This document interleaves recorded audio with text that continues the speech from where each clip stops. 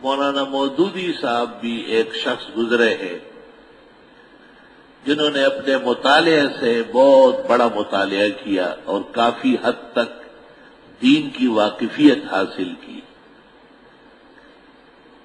اور انہوں نے یہ چاہا تھا کہ ایک اسلامی تنظیم تشکیل دے اور اسلام کا بول بالا ہو جائے اور ایک اسلامی نظام رواج پائے اور مسلمان اپنی ہستی قائم کر لے۔ یہ ان کے نظریات تھے اور اس کے لیے وہ عمر بھر کوشش کرتے تھے، اور یہ کوشش اپنی جگہ پسندیدہ تھی اور قابل قدر تھی، لیکن افسوس کہ ان کی جب تصنیفات سامنے آئی تو تقریباً ہر تصنیف میں اس مشن کی روح کے خلاف ورزی پائی گئی۔ مثلا ہم سمجھتے ہیں کہ اسلام کی خدمت کے لیے انبیاء اور صحابہ اور دینی بزرگوں پر اعتماد مضبوط ہونا چاہیے، جبکہ انہوں نے اس کے خلاف لکھا ہے۔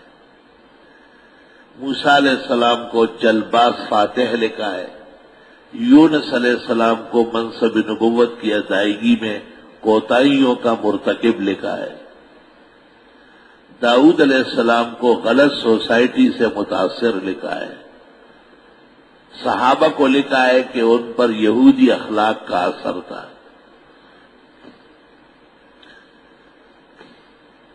اور یوسف علیہ السلام کو لکھا ہے کہ وہ مصر کہ وہ مسولینی اور ڈکٹیٹر تھے اپنے وقت کے۔ اس قسم کے الفاظ عام طور پر مسلمان انبیاء کے لیے یا مذہبی رہبروں کے لیے نہیں بولتے، اور اس کو گستاخی اور بے ادبی مانی جاتی ہے، جبکہ مولانا کے فاضلانہ قلم سے یہ ناپسندیدہ اور قبیح الفاظ نکلے ہیں۔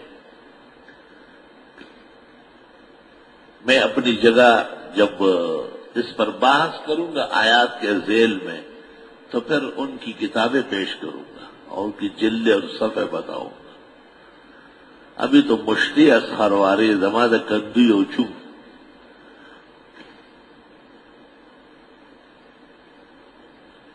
انہوں نے تفہیم القرآن کے نام سے تفسیر لکھی اور اس کے صفحہ 4 اور 5 پر لکھا کہ میں نے اس ترجمہ اور تفسیر میں ترجمے اور تفسیر کا طریقہ چھوڑ کر آزاد ترجمانی کا طریقہ اختیار کیا ہے۔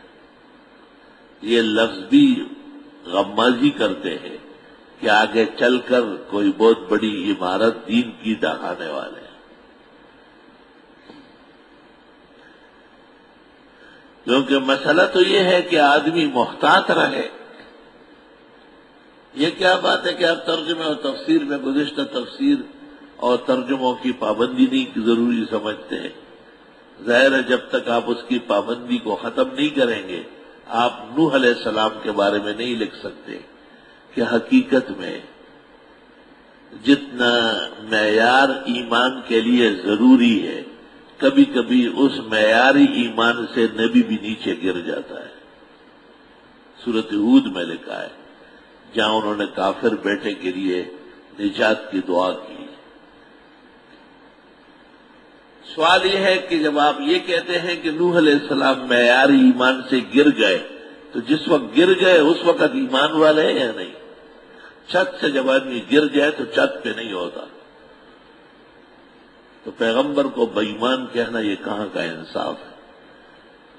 خواہ جماعت اسلامی والے ضد کرتے اور وہ اس کے جوابات دیتے، مولانا مفتی ضیاء الدین کا خیل اور مولوی گور رحمان مردان والے اور مولوی نقیب احمد درگئی والے اور گلزار احمد مظہری لاہوری اور بعد میں ہمارے بزرگوں کے چشم و چراغ قاضی حسین احمد صاحب،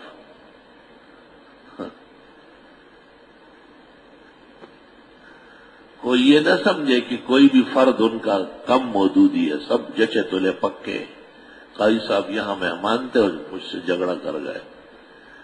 جب میں نے کہا کہ مودودی صاحب کی عبارات سے آپ تو بتائے ہو جائے اور برأت کا اعلان اخبارات میں کریں، تو مجھے کہا کہ پھر آپ کے بزرگوں کی جن عبارات پر بریلویوں نے اعتراض کیے آپ بھی توبہ کر لیں. میں نے کہا پھر مان لے کہ مودودیت ایک ایسا ہی فرقہ ہے جیسے دیوبند کے مقابلے میں بریلوی فرقہ ہے. آپ تو کہتے میں وحدت کے لیے آیا ہوں. تو مجھے کہا میرے ماموں کا لڑکا اگر مولانا ہدایت اللہ حیات ہوتے تو وہ آپ سے مناظرہ کر لیتے.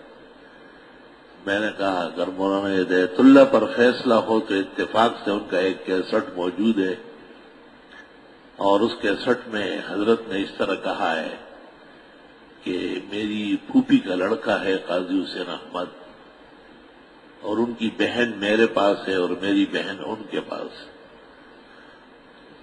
مولانا ہدایت اللہ ان کے ماموں کے لڑکے ہیں اور یہ ان کے پھوپھی کے لڑکے ہیں.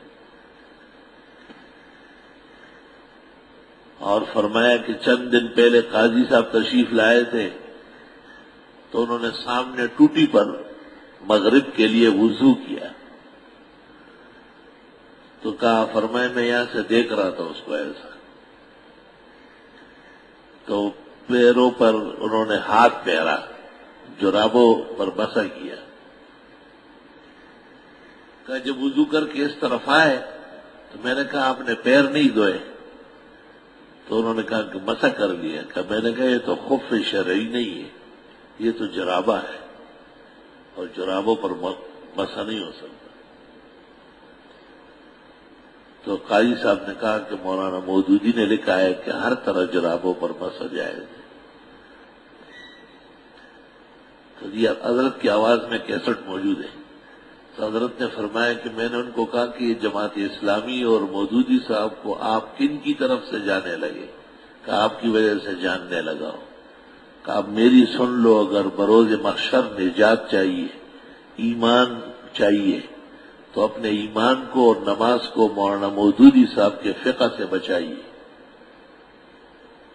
یہ حضرت کی آواز میں دعوے کے ساتھ کیا تھا. جب میں نے یہ کہا تو قاضی صاحب نے کہا بس دعا کرے میں چلتا ہوں. میں نے کہا دعا کرے تو چلو.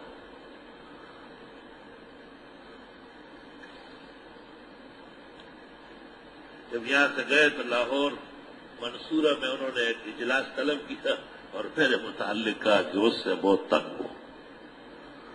حالانکہ ہمارا تو یہ کوئی موضوع نہیں ہے، ایک مہمان تھے اور میں نے پوچھا کیسے آنا ہوا ہے؟ کہا سب علماء سے مل رہا ہوں. میں کیوں مل رہا ہوں؟ تو کہنے لگے وحدت پیدا کرنے کے لیے نقصان ہو رہا ہے پاکستان کا اور دین کا. میں نے کہا تو پھر وحدت میں جو چیزیں رکھنا ڈالتی ہے وہ ہٹانی پڑے گی.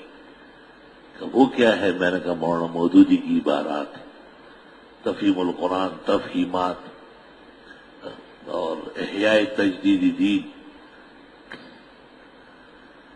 خلافت و ملوکیت.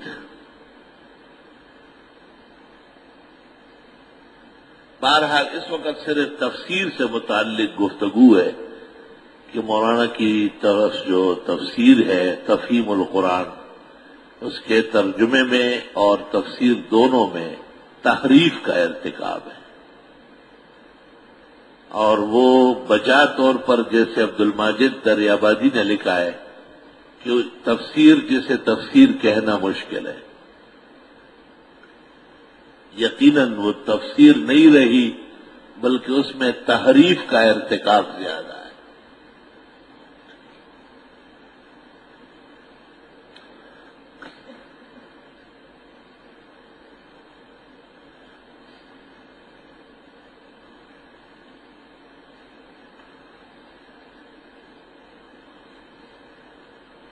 ہم جب ترجمہ و تفسیر کرنے لگیں گے اور اس قسم کی جگہ آئے گی جہاں ہم کسی ایسی کتاب کی نشاندہی کریں گے تو ہمارا فرض بنے گا اور ہم پر لازم ہوگا کہ ہم اس دن اس کی مطلوبہ عبارت ان کی پڑھ کر سنائیں گے اور پھر اس پر اپنی تنقید کریں گے تاکہ جن جن کے پاس وہ کتاب ہے وہ اس کو دیکھ لیں. اور امید ہے کہ بالکل ہی ساڑھا پلہ بھاری رہے گا انشاءاللہ.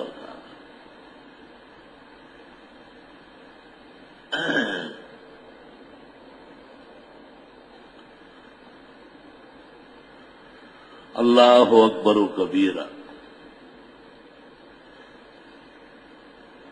قرآن کریم کی تفسیر ایک احتیاط کا مرحلہ ہے، اس لیے جن تفسیروں میں بے احتیاطی کی گئی ہے تو ان کو تفسیر بالرائے کہتے ہیں۔